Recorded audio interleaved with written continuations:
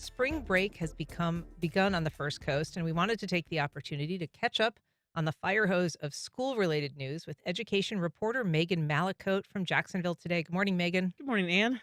So I think a lot of people would be surprised to hear that Duval County is just now facing its first book ban challenge. Because Yes.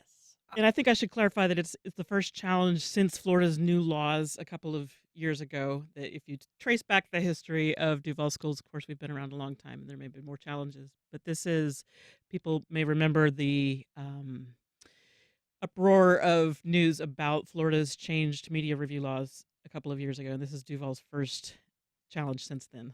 So during the period, after those laws took effect, there was all of these images of schools with empty bookshelves and such, including in Duval County. What was that? How is that different than what we're seeing here? Right. And so I think Duval actually made some news nationwide with its pictures of empty bookshelves and so forth.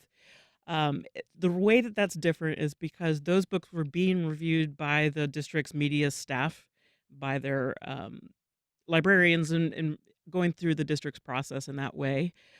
And then eventually they did come back, and I've been in plenty of media centers in Duval County, and there are books on the shelves again. But the way that this is different is because there's now been a formal complaint about this specific book, and then there's a separate committee that the school district has created to go through and review this and then allow the school board to actually vote on the specific book rather than um, the broad process that the media review team does. Okay.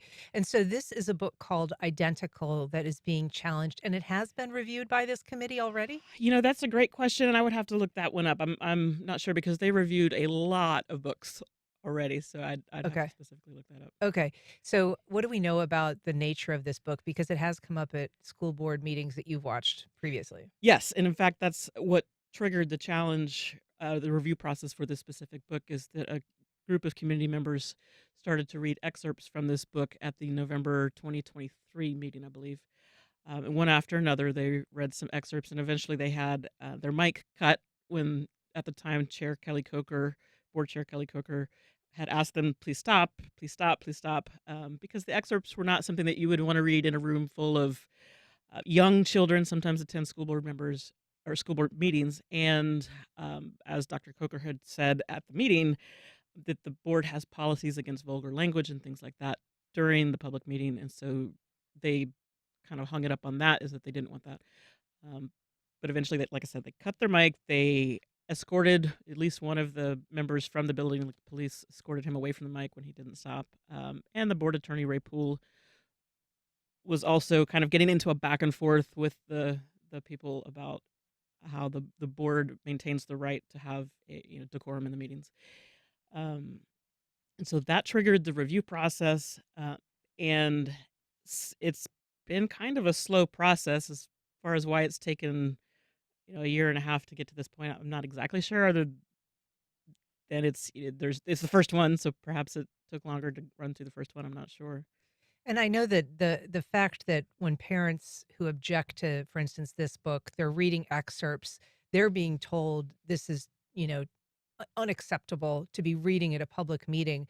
And they're sort of saying, well, doesn't that prove our point, right? Right. You can't allow me to read an excerpt from this book. Why should my kids be allowed to read it? Absolutely. And so proponents of removing this book from the library would say exactly that, is that if it's not acceptable, it's not appropriate to be read in the middle of a public school board meeting, then I don't want my child to have access to it in the school library where they might stumble upon it. But opponents of the push to ban or to remove the book from the library would say that it's not available to all ages in the library. It's currently, or at least it was, available to high schoolers, I believe. And they're not asking for it to be available in, say, elementary school libraries, and that there's a difference with the ages of children that it's available to, but a public meeting should be, say, G rated.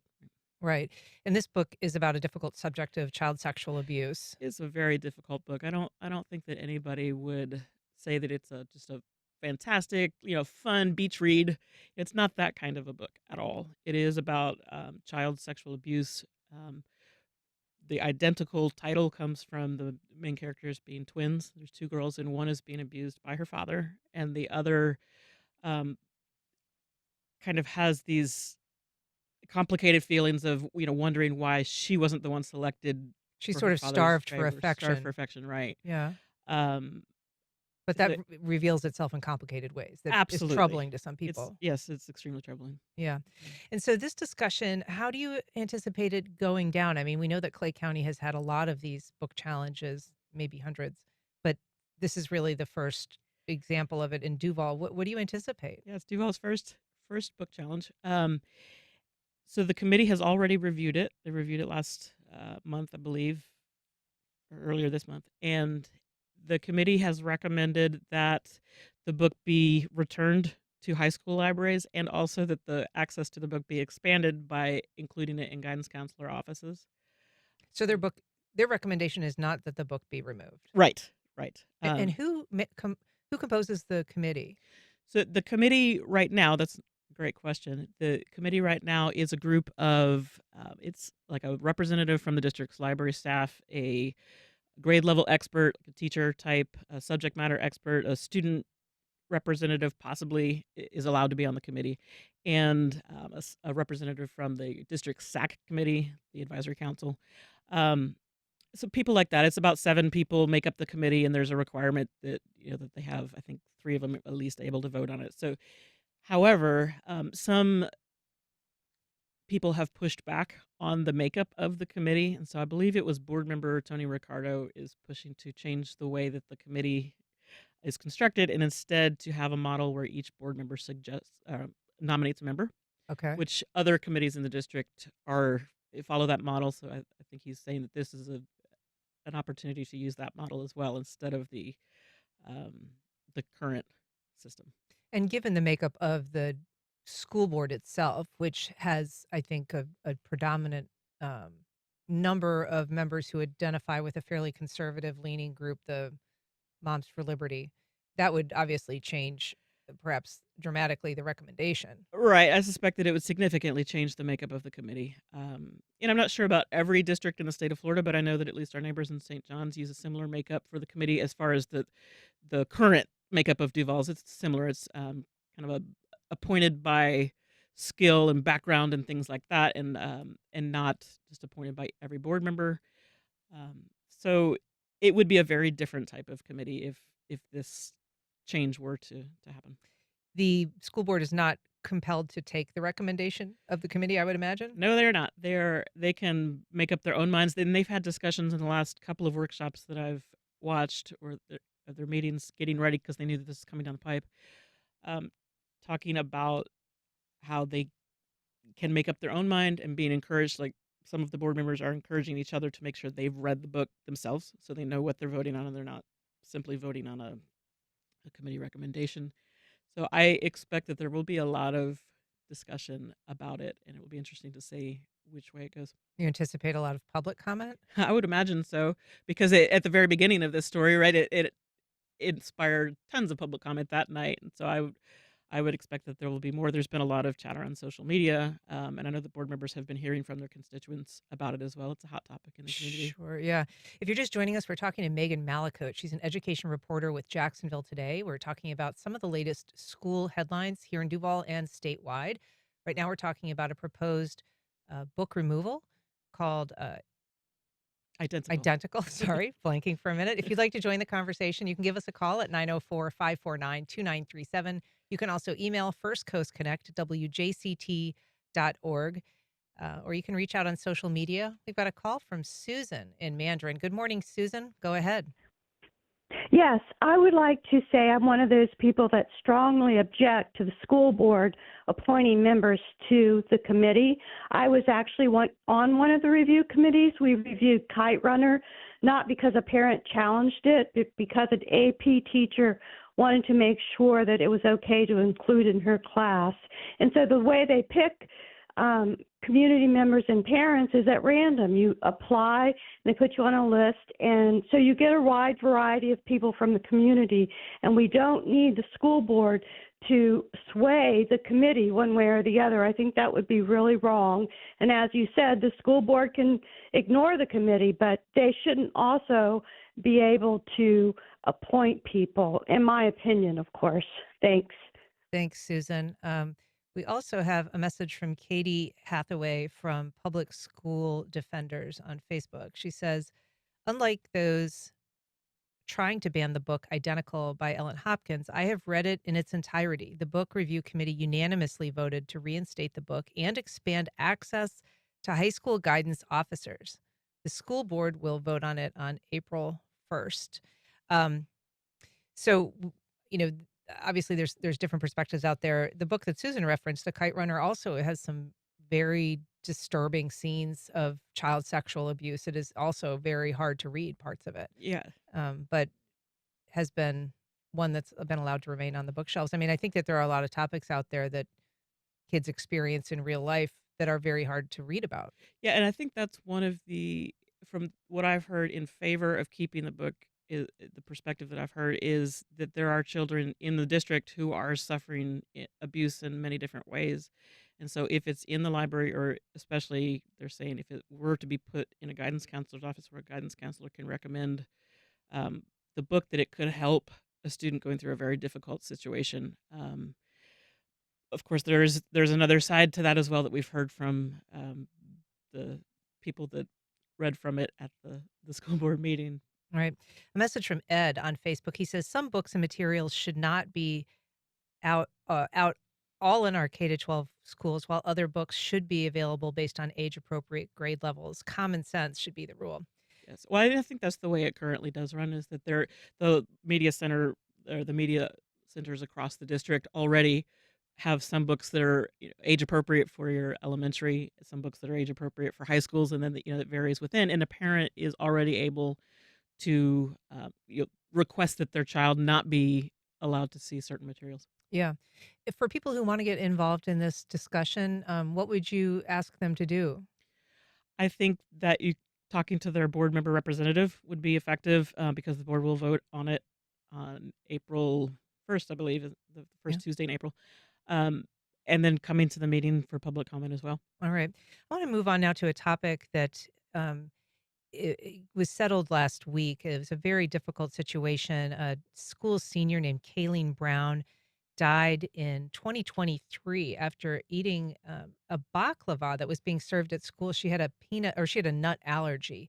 Can you tell us a little bit about what happened there and what we know about the settlement? It's such a sad situation. If you look at the court documents, it says that the student was at a club meeting after school, I believe, and they were serving this food that she had not had before. And she asked the adult in charge if it had nuts, and she was told that it didn't. And unfortunately, it definitely did. And so, as she ate it, she started to recognize that she was having an allergic reaction, and she notified the adult in charge, and they did not follow the district's own policy to help a student having an allergic reaction that way. And they didn't like call 911 or get some other type of help for her. And so the student actually left the school and went to like a drugstore, I believe, to try to find some Benadryl. And her allergic reaction got worse and worse, and ultimately she died, unfortunately. Um, so we know from the court documents that it was settled in mediation. We have not heard yet how much the settlement was for. When things like that are settled in mediation, the dollar number doesn't make its way to the court docket, but eventually it will come out probably through a public records request from the district. Yeah, we know that the father in this case was asking for a minimum of $50,000, and so we know it was at least that much, but presumably significantly more. Right. Okay. Um, Lawmakers in Tallahassee are looking at a number of bills that are going to be impacting families here on the First Coast directly. One of them is interesting, this required cursive proposal. Yes, cursive is such a hot topic because I think that when people our age and older find out that students don't learn cursive in school anymore, we get outraged because we can't imagine not knowing cursive, right? And so the lawmakers in the current legislative session have said they need to know cursive, and they would add it to the curriculum standards for second through fifth graders, that they would have to demonstrate proficiency in cursive. I think from what I've seen, just from observing my own children's curriculum, what they probably replace cursive with is typing nowadays.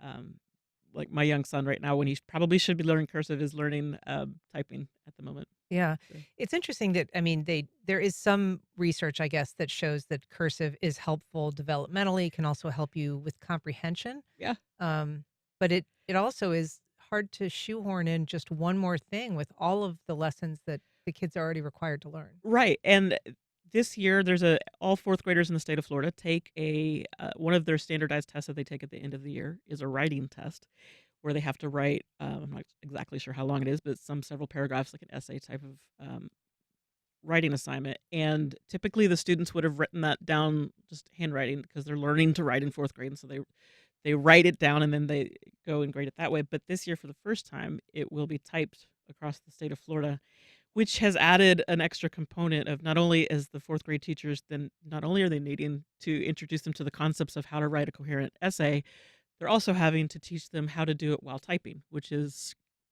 a different skill set, right? So I understand why they're focusing on typing, and also I understand why they would want them to know how to read cursive. As a journalist, I access public records all the time that are handwritten, so I can't imagine a child, 10, 20 years from now getting these records that are in cursive because they're older and then being like, "What is this? I can't read it." Yeah, not being able to read What it. an I mean, odd it's thought. one thing I've noticed, even with my own kids, is they don't really have a signature anymore Right. because they don't know cursive. They just sort Yes. of print their name and then they print their name. But typing too, I mean, a lot of kids don't actually know how to type. They tend to use their thumbs on their phones and their index fingers on Right. their keyboards, but they're not proficient in typing in the way that we think of. Right, right. So I think that at least in the like my son's experience, part of the preparation for this state test is that they're teaching them how to type properly, but I don't know how universal that is across the state or if it's just his teacher taking the initiative to do it. I'm not sure. Is there any sense at the local level whether they are, favoring the this legislators in Tallahassee dictating curriculum? I mean, has there been pushback on that, or are people fairly open to the idea You of know, this that's when I requirement? have not heard our local board members talk about a whole lot, that they're much more focused on things like the school start times and some other bills that would change the way that a school board can buy property and things Well, like let's that. talk about school start times since you mentioned it. Sure. That's something that had been mandated, trying to delay school start times. We've talked about that before, you and I on this program. Now that is being abandoned, that effort. Well, as they did it kind of the legislature, by they I mean, passed the initial bill kind of quietly that people didn't, for whatever reason, didn't really see it in there, and so then when it got closer to the date where it was having to be implemented, because it's supposed to be implemented not this coming school year, but the following one, suddenly people saw it in there, and it caused some panic in different communities across the state, um, Duval among them, mostly from the perspective of administrators, because it can logistically complicate things like a great deal because the busing mainly the district has one set of buses that they use to do 3 or 4 routes, for elementary, middle, high school, and in our case, magnets. And so it's a lot to try to figure out how to change everything, even though there is a lot of research that says high schoolers benefit from getting up later. This bill basically that was passed a couple years ago had said no middle school start times before 8, no high school start times before 8:30. And as you say, there is a lot of science that is fairly undisputed about the benefits, and it ranges from, you know, cognitive development, better attendance, fewer car crashes, and reductions in substance use, suicidality, and depression. I mean, those are pretty powerful um, benefits to be gained by a later start time. They are powerful, and I don't think I've not heard anybody say, "Boy, that's a bad idea." High schoolers should have to get up early. If they say that, it's mostly in the context of let them figure out how to wake up early, just like in the real world, kind of thing. But most people acknowledge that high schoolers certainly can have these physiological benefits from sleeping later. Um, but opponents of this original bill, proponents of the new bill, would argue that local school boards should have the choice of when their schools start because each community has different needs and different complications. Some communities look to their high schoolers to provide care for their elementary schoolers, either before or after school. Some communities put more emphasis on sports and things like that, and that changes how they like their schedule. So the proponents of reversing this bill would ask that the local communities be allowed to determine when their schools start. Is it fair to say, though, that this is really just kind of about an access to resources? Like, if there was more money for buses, this would be probably the choice of school districts and school leaders. Oh, I would imagine so. I mean, in a perfect world, if you had a set of buses that could take all children where they needed to go all at the same time, you might have all of the schools starting at a reasonable hour. In fact, I think I heard Superintendent Bernier say that once, is that, in a perfect world, we would have all schools start at, 8:30 or whatever. Nobody would have to start super late and then go into the evening, and nobody would have to start super early and then be done at 2 o'clock in the afternoon. But, the state does not provide a lot of funding in terms of transportation, and the district is already having to make that up. And in the kind of budget climate that we're in, that's not how the buses work and do well. Right. Um, Finally, I want to talk about a proposal having to do with cell phones in schools. This is one that tends to get parents concerned because it would involve basically taking a student's cell phone from them for the whole school day. Mhm. Um, Mhm. some parents have safety concerns. I think yes, I think that that makes parents nervous to think that they can't get in touch with their child during the day. Um, and of course, when you and I were in high school, it wouldn't have occurred to us to have a cell phone in our backpack, but it is how it works now that students are used to having a way to communicate with their parents from school. And certainly, school environments have changed a great deal too. They certainly have, and so in emergency situations, I think that parents feel comforted by the idea of having a way to contact their child, and the children may, return that they may also like having a way to contact their parents. I think that the reason why they would take them is because of phones can also, of course, prove to be extremely distracting while trying to have a school day. Yeah, and some teachers have taken it upon themselves to take at the beginning of class. Some even have little cubbies that kids put their phones in, but this would basically require school districts to do it, whether or not they wanted to, or individual teachers whether or not they wanted to. Right, Yeah, right. and so do you anticipate? Is there any sense as to whether this bill is destined for success, or if it's basically widely embraced by the legislators in Tallahassee? Right, it will be an interesting one to watch. It will probably come down to the type of feedback they get from their local districts. Is that it's another one of those issues where I don't think anybody thinks that it's a great idea for kids to have phones while they're trying to to learn. However, there's complicating factors that make it where you can understand both sides of the issue. Yeah. Well, a lot to watch. And thank you very much, Megan, for coming on to help us catch up with the latest headlines. Megan Mallicoat from Jacksonville Today. Really appreciate it. Sure, thanks, Anne.